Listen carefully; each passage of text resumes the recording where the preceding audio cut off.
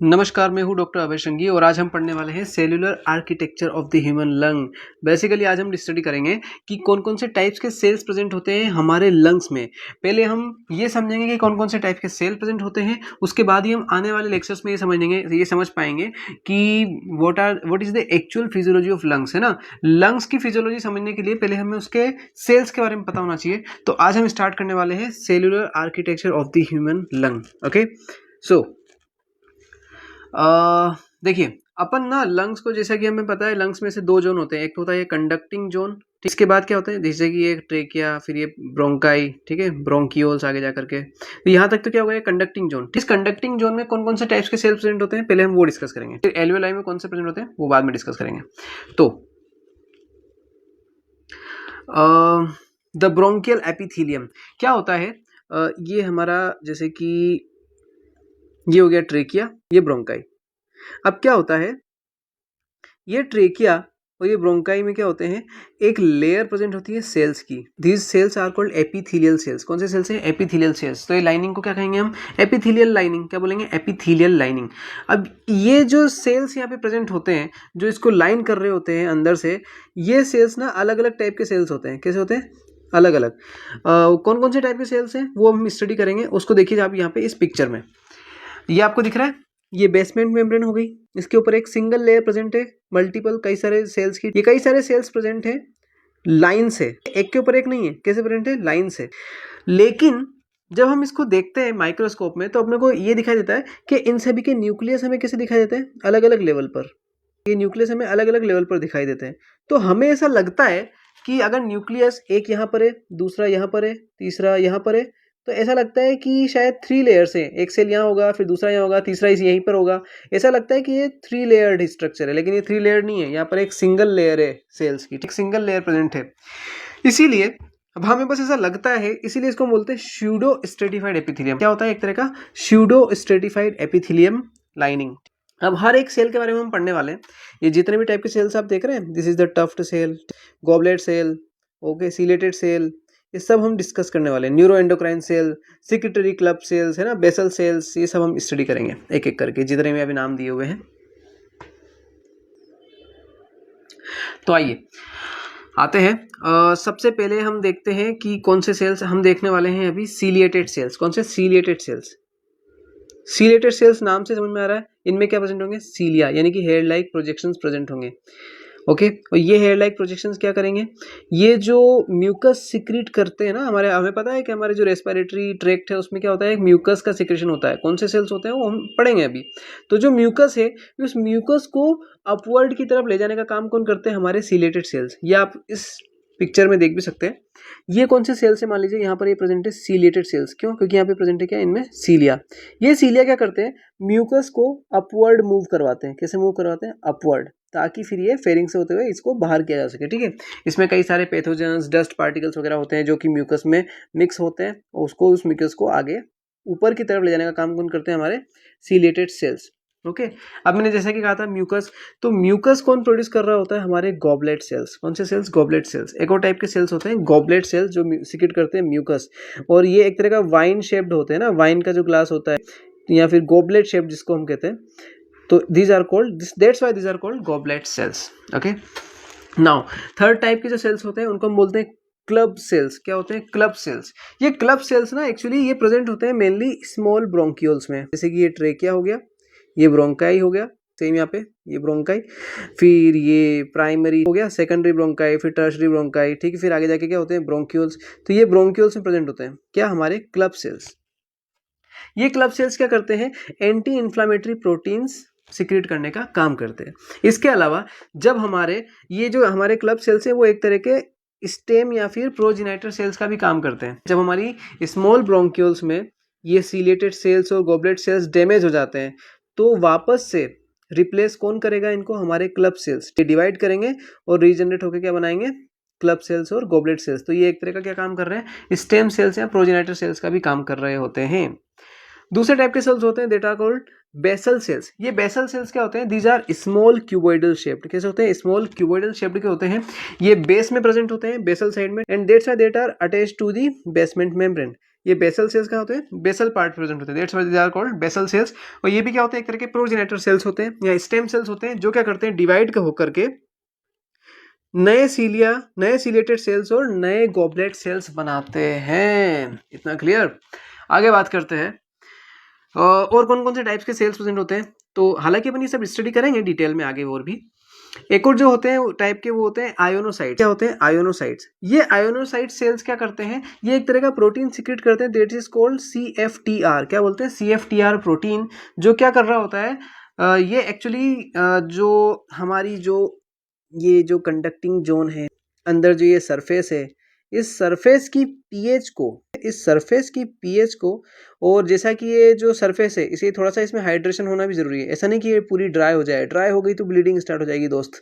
तो ये क्या होती है, पीएच और hydration of the lumen of the conducting zone, है ना, ऑफ द रेस्पिरेटरी सिस्टम। इसको कौन मेंटेन कर रहे होते हैं, ये हमारे आयोनोसाइट्स। इस CFTR प्रोटीन की मदद से ये हमारे जो ट्रेकिया है, ब्रोंकाई है, ब्रोंक्यूल्स है, इनकी इनर सरफेस का हाइड्रेशन और पीएच मेंटेन कर रहे होते हैं। ओके। इसके अलावा एक और टाइप के सेल्स होते हैं, that are called neuroendocrine cells, जिनको हम कुलचित्स्की सेल भी बोलते हैं। क्या बोलते हैं, कुलचित्स्की सेल्स। ये कुलचित्स्की सेल्स क्या कर रहे होते हैं, दीज मॉनिटर ऑक्सीजन। ये क्या करते हैं, ऑक्सीजन को मॉनिटर कर रहे होते हैं। और जब इनको लगता है कि ऑक्सीजन जो है उसकी सप्लाई कम है, या फिर जो इंटरनल एनवायरनमेंट में, यानी कि ये जो कंडक्टिंग जोन में, जब उनको लगता है कि ऑक्सीजन ठीक से पास नहीं हो रहा, ऑक्सीजन की क्वांटिटी कम है, तो ये क्या करते हैं, एक सेरोटोनिन हार्मोन सीक्रेट करते हैं। ये सेरोटोनिन हार्मोन पता है क्या करता है, ये जो ल्यूमेन है ना, इस ट्रेकिया और ब्रोंकाई की, इस ल्यूमेन को रेगुलेट कर रहा होता है। ठीक है। तो अल्टीमेटली हमारे जो रेस्पिरेटरी ट्रैक्ट है, इसके ल्यूमेन को रेगुलेट करने का काम किसका होता है, ये न्यूरो एंडोक्राइन सेल्स, या जिसको हम प्यार से बोलते हैं कुलचित्स्की सेल्स, ये रेगुलेट कर रहे होते हैं by monitoring the oxygen level. इसके बाद another type of cell that are called brush cells, या जिसको हम बोलते हैं टफ्ट सेल्स। ये टफ्ट सेल्स भी क्या करते हैं, एक तरह का अलार्म होते हैं, या एक तरह का केमिकल सेंसिंग का काम कर रहे होते हैं। ये भी इंटरनल एनवायरनमेंट में देख रहे होते हैं। ये भी प्रेजेंट जब होते हैं तो ये इस रेस्पिरेटरी ट्रैक्ट के एनवायरनमेंट को डिटेक्ट कर रहे होते हैं लगातार, कि किसी तरह का कोई पैथोजन तो नहीं आ गया। अगर पैथोजन आ गया तो उस पैथोजन के अगेंस्ट इम्यून रेस्पॉन्स शो करना पड़ेगा। तो इम्यून रेस्पॉन्स को स्टिमुलेट कौन करेगा, ये टफ्ट सेल्स अलार्म देंगे, जिससे इम्यून सिस्टम एक्टिवेट होगा और फिर इस पैथोजन को किल किया जाएगा। आइए इन सभी को एक एक बार अच्छे से देख लेते हैं इंडिविजुअली। तो आइए दोस्तों समझते हैं।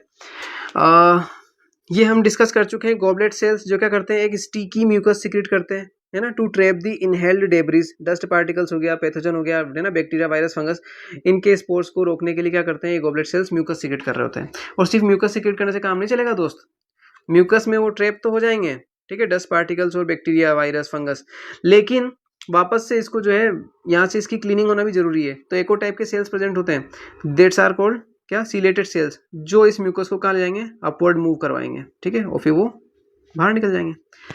ये हम डिस्कस कर चुके हैं। आगे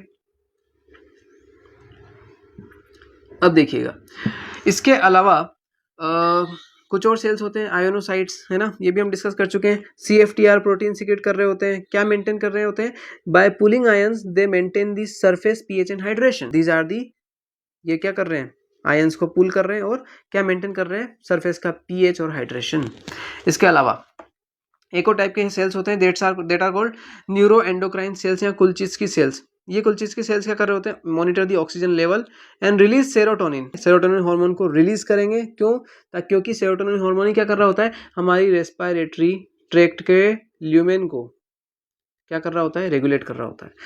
इसके अलावा एक और टाइप के सेल्स हम देख चुके हैं, वो है ब्रश बॉर्डर सेल्स या टफ्ट सेल्स, जिनमें माइक्रोविलाई प्रेजेंट होते हैं, इंटरनल एनवायरनमेंट को क्या कर रहे होते हैं, रेगुलेट कर रहे होते हैं, या फिर यूं कहें डिटेक्ट कर रहे होते हैं। इंटरनल एनवायरनमेंट को कौन डिटेक्ट करेगा, हमारे प्यारे टफ्ट सेल्स। ओके। इसके बाद अब एल्वियोलाई के बारे में बात करते हैं, ठीक है। एल्वियोलाई में भी क्या होता है, ये क्या होती है, एक्सचेंज साइट है ना, यहीं पर क्या होगा, ऑक्सीजन और कार्बन डाइऑक्साइड का क्या होता है, एक्सचेंज होता है, ठीक है, ये हमें पता है। तो अब यहाँ ये एल्वियोलाई हमारी कौन कौन सी टाइप की सेल्स से बनी होती है वो डिस्कस कर लेते हैं। तो देखिए यहीं पर मैं आपको एक बात समझा देता हूँ। ये जो हमारी एल्वियोलाई है ना, ये एल्वियोलाई, इसका लगभग 95%, ठीक है, मैं बस समझाने के लिए इतना इतना ले रहा हूँ। ये जो इतना इतना जो है ना, ये 95% एल्विलाई किससे बनी होती है? टाइप 1 न्यूमोसाइट्स से। कैसे? टाइप 1 न्यूमोसाइट से। और जो रिमेनिंग 5% बचता है ना, ये बना होता है टाइप 2 न्यूमोसाइट से।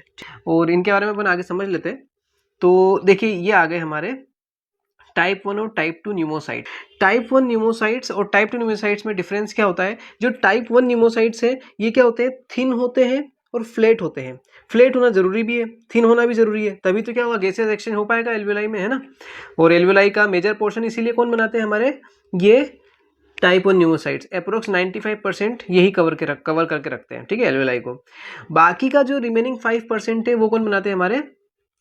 Type 2 pneumocytes. और ये थोड़े से थिक होते हैं और क्यूबॉइडल होते हैं।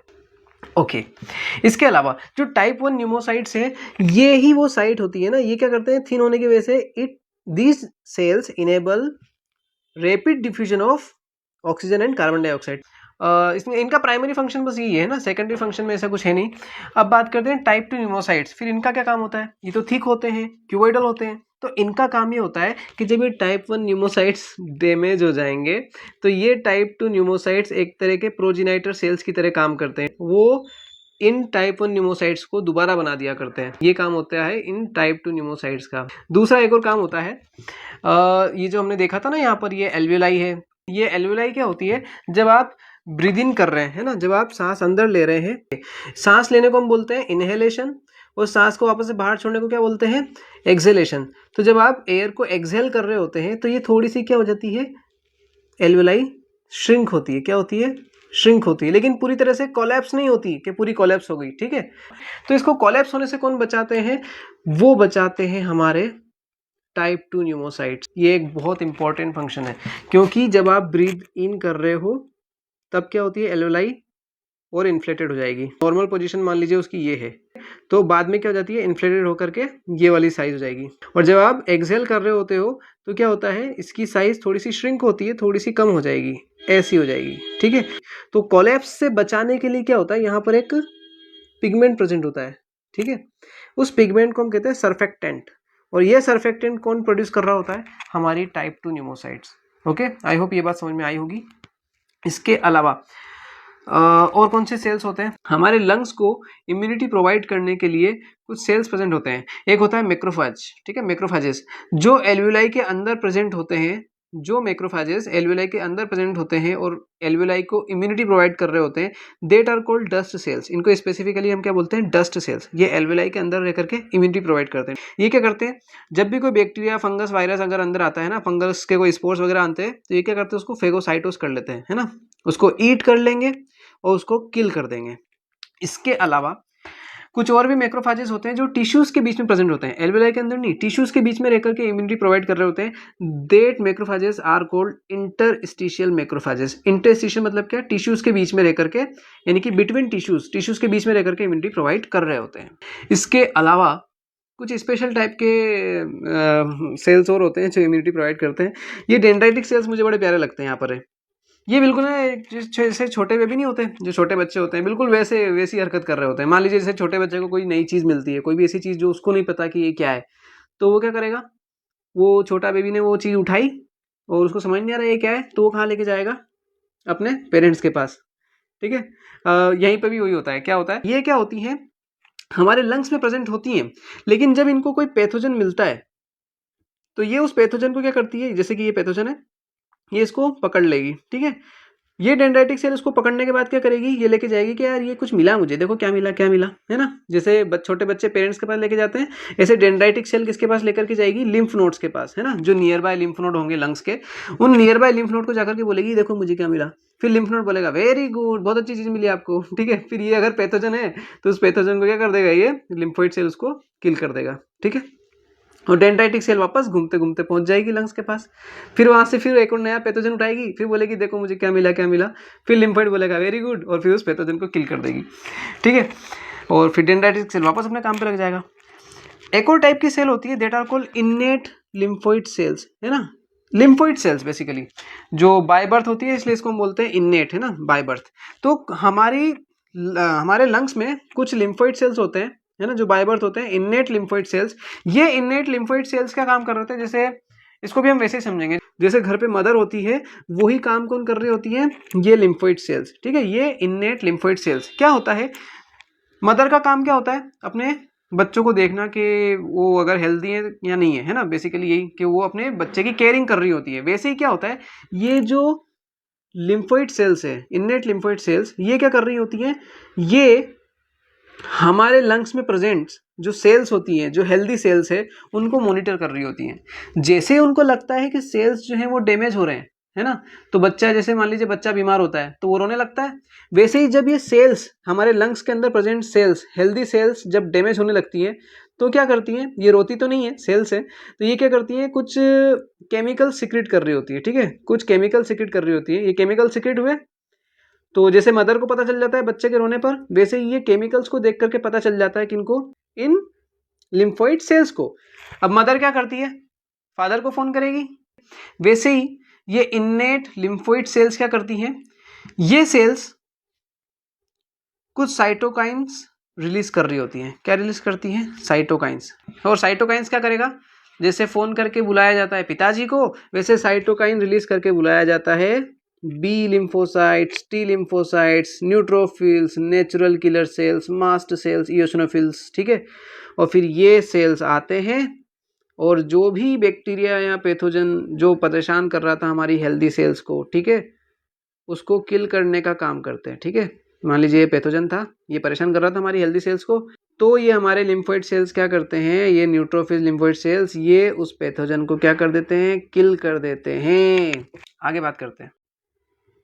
अब अच्छा, अब इसके अलावा देखिए कुछ और भी सेल्स होते हैं। एक होते हैं एंडोथीलियल सेल्स। ये क्या होते हैं, देखिए हमारे लंग्स में क्या होती हैं, कुछ पल्मोनरी कैपिलरीज भी होंगी, तो पल्मोनरी कैपिलरीज जो हैं वो कैसे बनती हैं, इन एंडोथीलियल सेल्स से। एंडोथीलियल सेल्स ही क्या करते हैं, पल्मोनरी कैपिलरीज को बनाने का काम करते हैं, ठीक है। एंडोथीलियल सेल्स ऐसे लाइन करते हैं इसको, इनर लाइनिंग एंडोथीलियल सेल्स से बनी होती है पल्मोनरी कैपिलरीज।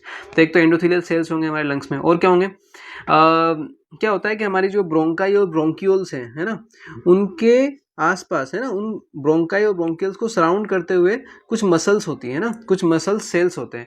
ये जो स्मूथ मसल्स हैं, कई सारे, अब देखिए मसल्स हैं तो यहाँ पे कई सारे मसल सेल्स होंगे, क्योंकि मसल्स भी किससे बनती है, मसल सेल्स से।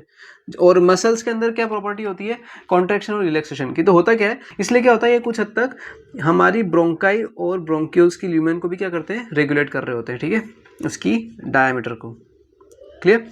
इसके अलावा एक और टाइप के सेल्स होते हैं जो इंटरस्टिशियल स्पेस बच गई, जैसे दो ब्रोंकाई के बीच में जो स्पेस होगी, जो इंटरस्टिशियल स्पेस में हमारे कौन से सेल्स प्रेजेंट होते हैं, फाइब्रोब्लास्ट। ये फाइब्रोब्लास्ट क्या करते हैं, अच्छा ये फाइब्रोब्लास्ट बनाते क्या है, ये फाइब्रोब्लास्ट क्या बनाएंगे, दे मैन्युफैक्चर क्या, collagen and elastin protein. Collagen क्या करेगा, स्ट्रेंथ प्रोवाइड करेगा, जबकि इलास्टिन क्या करेगा, इलास्टिसिटी प्रोवाइड करेगा। क्या करेगा, इलास्टिसिटी, यानी कि एक्सपांड भी हो जाए और वापस से कॉन्ट्रैक्ट भी हो जाए,